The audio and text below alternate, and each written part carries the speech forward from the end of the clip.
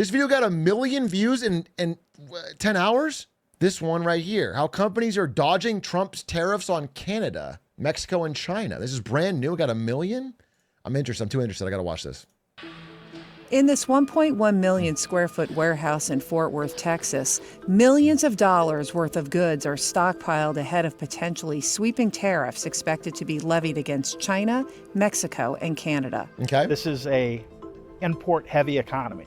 Most of what we consume comes in from Southeast Asia and China. Yeah, a lot of those goods might be coming in and have a tariff slapped on them. Front-loading is a tool companies use to buy and store their goods in advance, in this case to avoid pricey tariffs. Big brands like Walmart and Columbia Sportswear are executing this strategy. Walmart's imports from... It's funny because that strategy implies that they think the tariffs will be pretty short, that it's more of a PR thing.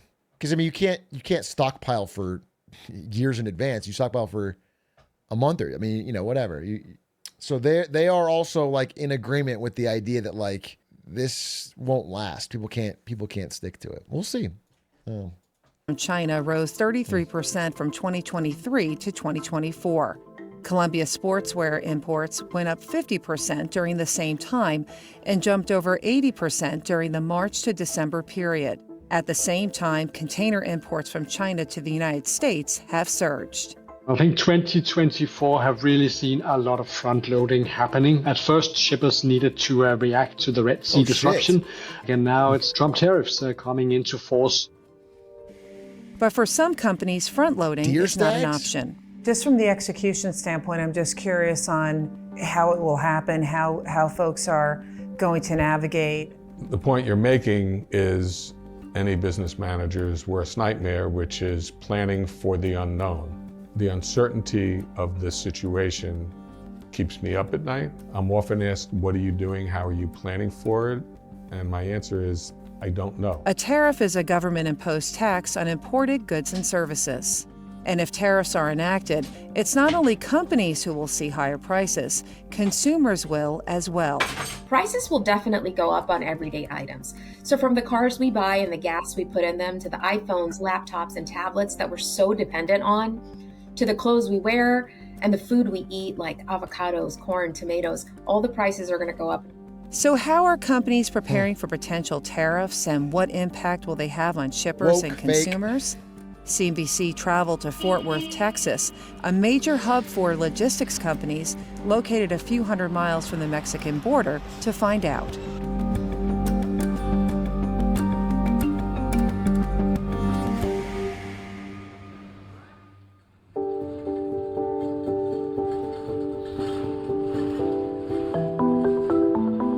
Paul Brazier is the head of global supply chain for ITS Logistics, a leading U.S. shipper with annual revenues of about $1 billion. Okay. So tell us a little bit about this facility. Well, we're in the heart of one of the most important distribution center areas in the United States. Dallas-Fort Worth services pretty much 75% of the United States. Within about 2 days, everything comes through here. So you've got electronics, this is where Hudat works, you have the area, right? infrastructure goods, you have food. The warehouse is also filled with Chinese and Mexican goods and components.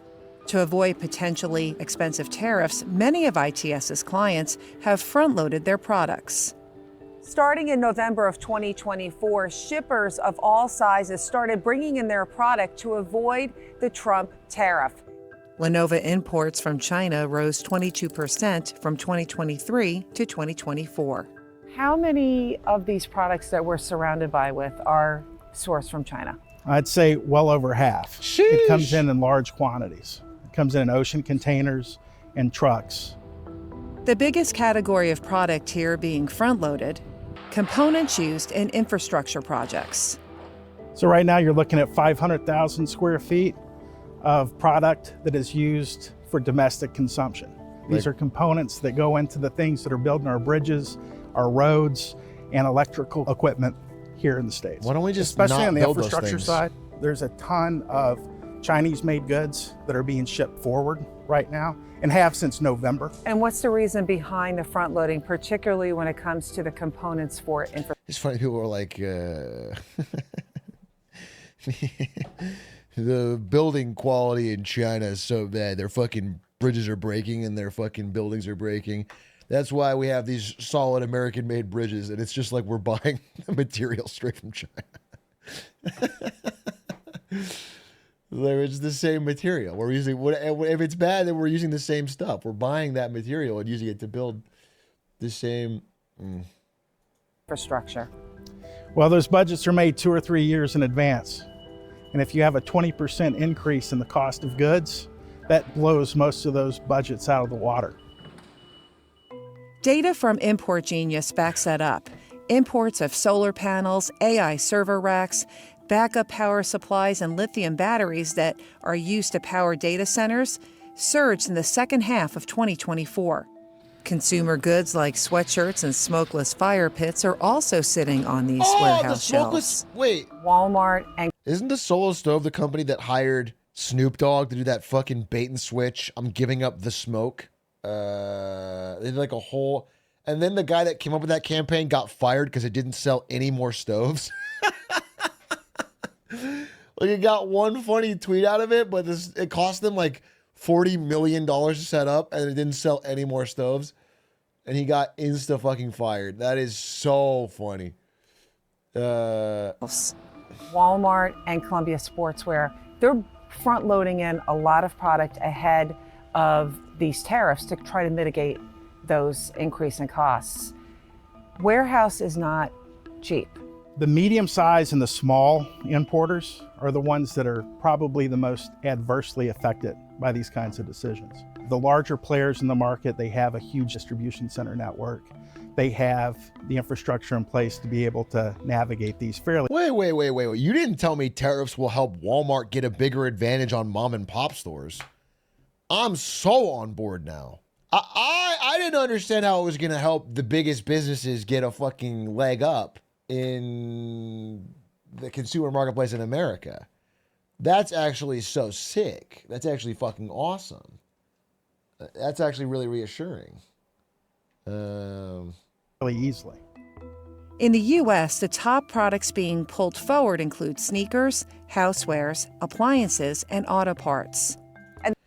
Hey, someone in chat said, hey, hell yeah, I love slobbering on Walmart cock. Brother, you took it too far. Do you understand how we all do the joke here? You put the little hat and you go, hell yeah, brother. Well, you just killed the vibe.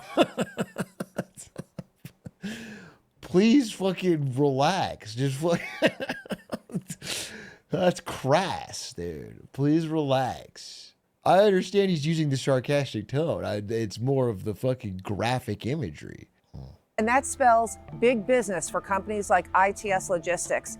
ITS Logistics makes money on several different fronts. They make money not only by moving each piece of product, they also make money by storing the items. And so those extra costs. Guys, this looks really easy to do. Why don't we just set up a big warehouse and then we accept goods and store them there? Why don't we do it? Does someone have like a big fucking field or something near their place? Or like maybe your backyard or something? Or maybe we can use one of your, what if it's a distributed warehouse where we just store packages in all of your rooms? And then every time it's like, okay, well, we need the package 143B. It's like, oh, that's in Ravioli 2110's room. And then you go pick it up and you deliver it to Walmart or whatever. That's kind of hype. It's like almost like it's like the cloud. It's like we'll call it package cloud. And it's like all of our goods and services are in the cloud, but the cloud is your bedroom. Costs, are they also passed on to the consumer? Yes, all costs, like anything in commerce, usually get passed on to the consumer.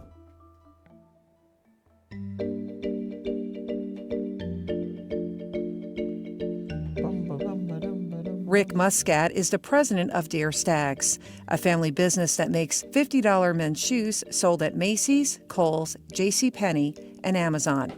The business imports about 2 million shoes annually, and about 98% of those are made in China. So we're in your showroom. Who exactly comes here?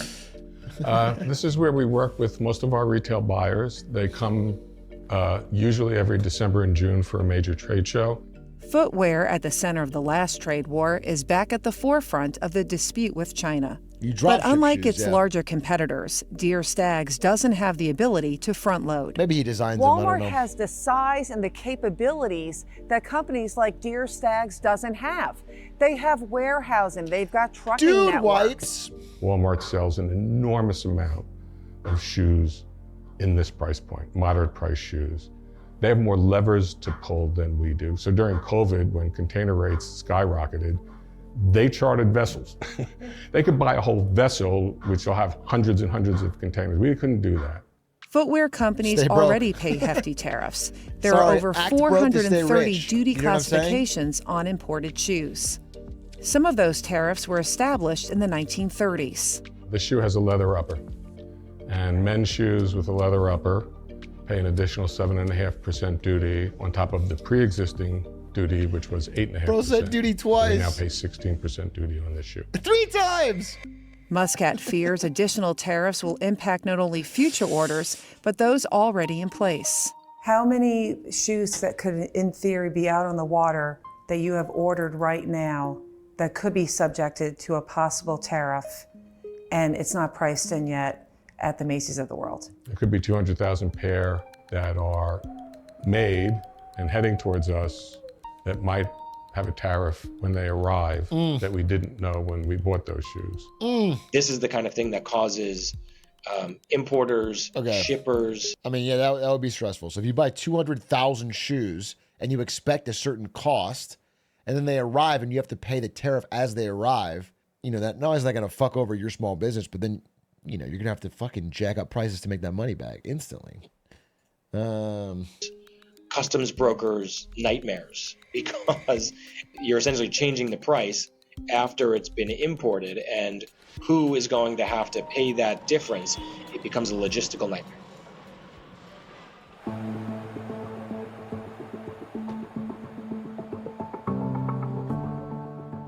To prove he's on the hook for the tariffs, Muscat showed us his invoice from U.S. Customs. Can you explain to us what exactly this is and show us in terms of who is paying the tariff?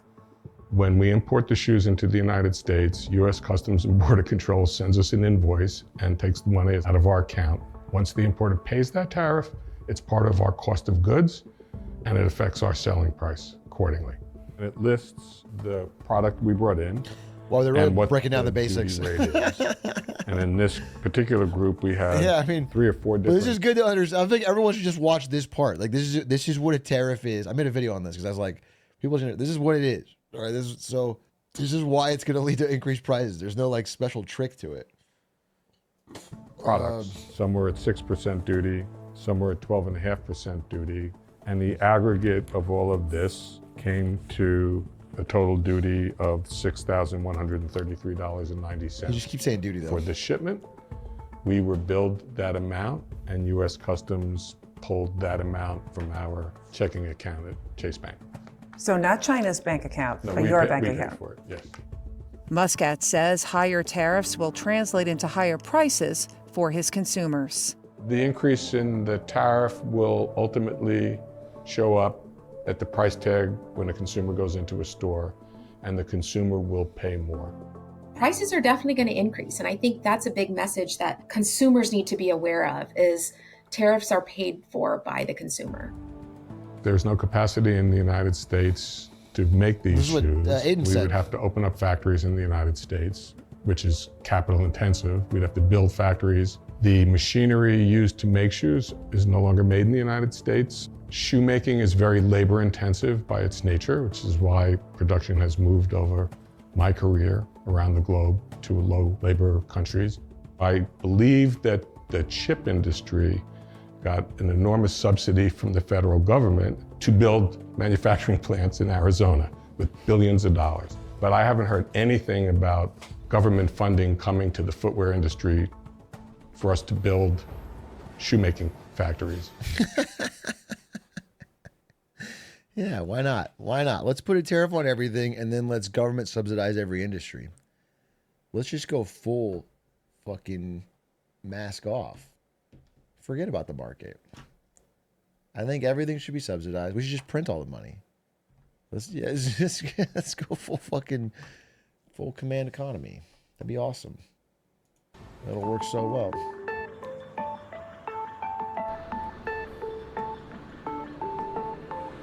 ITS's Fort Worth warehouse is located about 400 miles from Laredo, Texas, the largest land port in the U.S., accounting for 35%. Dude, they call them land ports? For trucks or what? I've never heard of that. Of all U.S.-Mexico trade that crosses the border. And what about Mexico? How much of Mexican trade comes here? More and more. There's one whole side of this warehouse that's probably 50% Mexican goods. But higher tariffs on Mexican goods could disrupt that pipeline. The expansion of tariffs on Mexico and Canada, how is that going to impact the flow of trade? Mexico is our largest trading partner. It's going to adversely affect it in a myriad of ways. It's going to increase the cost. Bro, I like that he's like, he's like almost laughing. He's like, just to be clear. To move goods, there's not going to be enough equipment to load either northbound or southbound. If there are additional fees added to just the movement of goods, it's going to impact the consumer both here and in Mexico. We could get to a place where that flow just stops. Wait a minute. I was on board with tariffs. If you tell me it's going to make Prime more expensive, I'm actually even more on board, because now it'll be a real flex when I bring it to school. Actually, the more expensive Prime is, the more badass it'll be when I show off all the bottles. So actually, I'm back on board with the tariffs. Let's go, King. In 2024, Mexico was the largest importer of goods to the U.S., ahead of China, accounting for $466 billion in imports. Mexico also produces 3.5 million vehicles annually. 76% of those are destined for the U.S. market. Distribution facilities just like this one also handle exports. And the big threat with the trade war is retaliatory tariffs. Mexican President Claudia Sheinbaum said her country would hit back if tariffs were imposed. The nation's economy minister said 25% tariffs on Mexican exports would impact U.S. companies operating in Mexico, particularly automakers, costing 400,000 jobs. Yeah, it does feel like American automakers are the most affected by this little trade war, because they do business in Canada and in Mexico and cross the border a lot for different parts. Auto jobs feel the most risk. The other item that we may not want to forget here, of course, is that the other countries will retaliate. China will retaliate. Mexico will retaliate. European countries will retaliate if we become more hostile for them. 25% tariffs could reduce Mexico's GDP by 1.7% over the next 5 years, while increasing the country's inflation rate by 2.3%. U.S.-Canada trade may also be thrown into turmoil. Canada, the largest source of U.S. petroleum and crude oil, a top mineral provider for EV production, is also a major supplier of chlorine used to disinfect drinking water. Almost all of Canada's chlorine exports go to the U.S. Canadians are putting chlorine in our fucking water? Double the tariff. Double the fucking tariff. Get your fucking Canadian chemicals out of our water. Triple it. How regressive is a tariff when it comes to the impact on the supply chain? Well, it's a pass-through cost. Everything that we do gets passed to the consumers. So they said the same thing like 8 times. I think this video is like trying to really handhold you through it. Like, hey, listen, we talked to business owners. This is what's going to happen. It will be passed on the cost. There's no fucking. I agree. I mean, that's what I've been saying. It's like there's not a secret trick here. It's not going to.